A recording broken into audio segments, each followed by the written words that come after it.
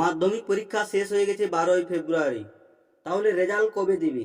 সবার মনে একটাই প্রশ্ন ছিল যে এসআইআর ও ভোটের চাপে হয়তো মাধ্যমিক পরীক্ষার রেজাল্ট পিছিয়ে যাবে। তা আজ স্পষ্টভাবে জানিয়ে দিলেন পর্ষদ সভাপতি রামানুজ গঙ্গোপাধ্যায়। 90 দিনের মধ্যেই ফল প্রকাশ হবে মাধ্যমিকের। মে মাসের প্রথম সপ্তাহে 2 থেকে 7ই মে রেজাল্ট বেরানোর সম্ভাবনা সবচেয়ে বেশি। আমরা দেখেছি 2024 সালে 12ই ফেব্রুয়ারি মাধ্যমিক পরীক্ষা শেষ হয়েছিল, রেজাল্ট বেরিয়েছিল 2 মে। 2025 সালে 22 ফেব্রুয়ারি পরীক্ষা শেষ হয়েছিল, রেজাল্ট বেরিয়েছিল 2 মে। তাহলে 2 থেকে 7 মে এর মধ্যে রেজাল্ট বেরাবে, এটা একদম কনফার্ম।